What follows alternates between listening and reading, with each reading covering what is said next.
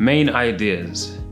So when you start a book, usually you have an idea that you want to convey or develop, or you have many ideas. I started with one, which was mental health. That was the main idea.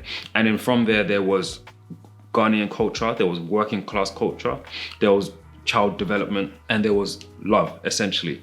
But starting with mental health, even though I obviously experienced, a mental health crisis, and I'd been in places and experienced things that I feel would give me enough information to write convincingly about it, there were still things that I needed to know.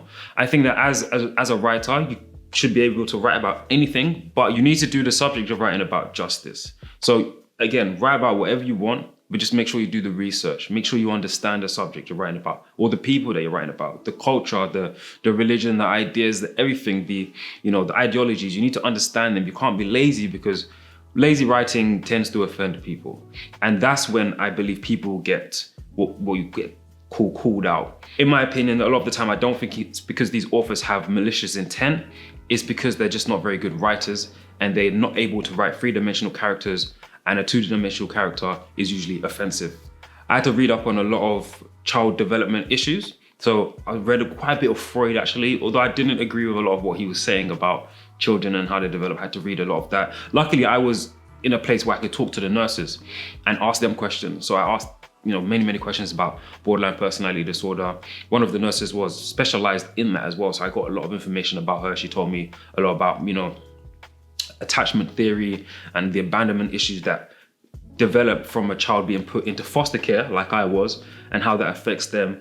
The 7-year period of a child's life that literally solidifies the personality that they're going to develop in older life. These are kind of things that I had to, try and understand, read, grapple with as well.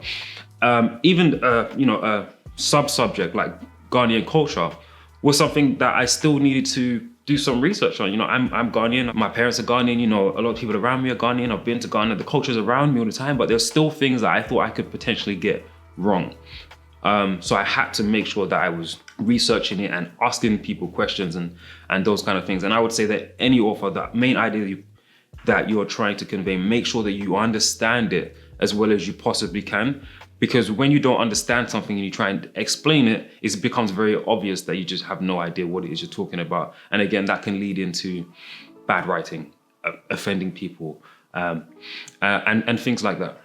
So in the book, how I try to capture these things is to not explicitly mention them. I think that that's important. I think that so for example, when I watch a movie and a character somehow says the name of the movie, it irritates me. One thing that a lot of writers say is that if you want to explain X by talking about Y, and people will still understand what you're saying. And I think that that's what writers need to do, and that's what I try to do. So how I put the Ghanaian references in the book and the Ghanaian customs was to make sure that I didn't include anything that was too obvious.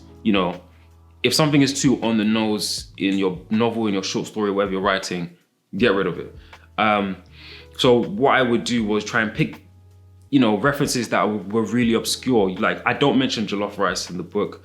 I don't mention the Nigerian, Ghanaian imaginary feud that's going on. Anything like that, I just didn't want to use it because it would just be too obvious who I'm talking to. I want people to know who I'm talking to, but I also want them to be intrigued to find out what it is that I'm referencing, what it is I'm talking about. How does that relate to Ghanaian culture?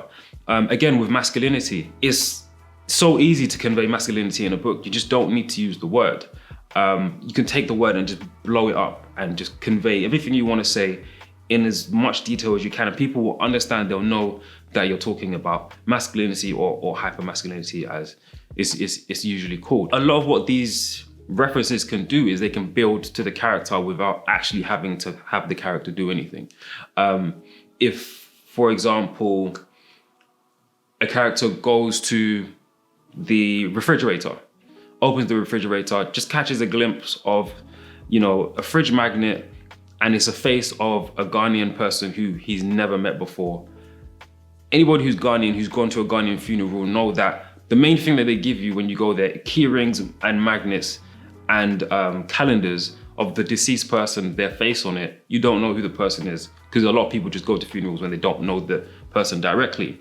As soon as I say that, again, it conveys the culture, the Britishness of it, the fact that there's a fridge magnet, but then also the funeral conveys the kind of Ghanaian cultural habit of having just abundant funerals, basically. Funerals in Ghanaian culture they're not seen in the same way that they are in the West.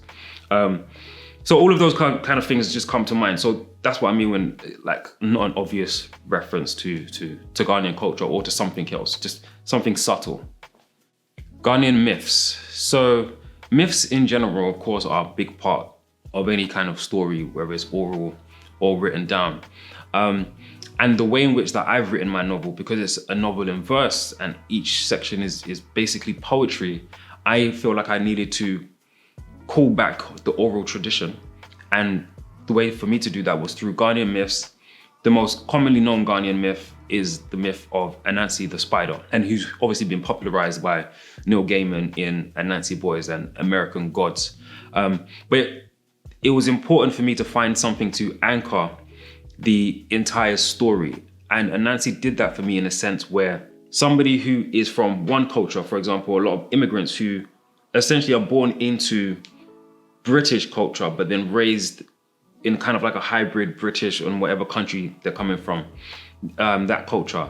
And for me, Anansi was the transition from a Western religion into a Ghanaian mythic system. And I think that that's important as well. If you're writing about a particular kind of culture, it's important for you to understand all of the kind of like the details, the idiosyncrasies of that culture. For me personally, I think that novels that don't include any kind of spiritual or religious aspect are boring, because if you're dismissing religion, usually it's because you want to take what people call a more logical or rational or scientific approach to things. And again, that is a worldview that was popularized in resistance to religion. So it just basically permeates every part of life.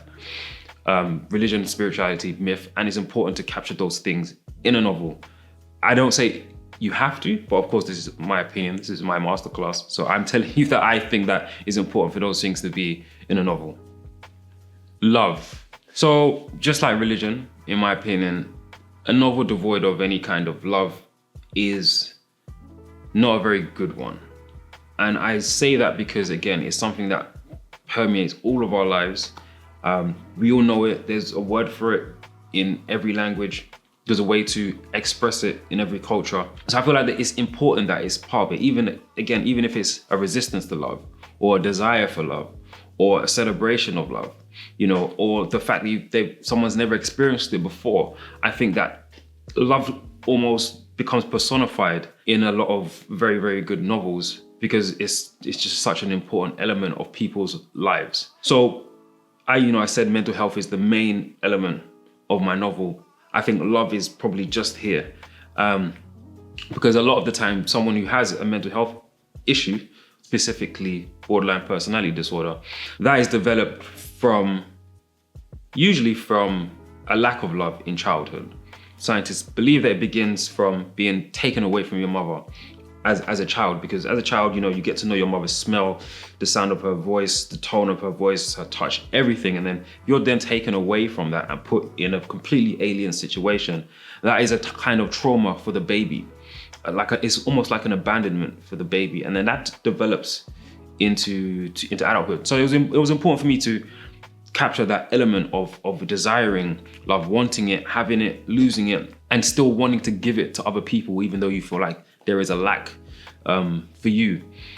So I mean, obviously I don't know if I pulled it off in the novel, but I do think that my main character, Kay, his hero's journey is a search for and an acceptance of love.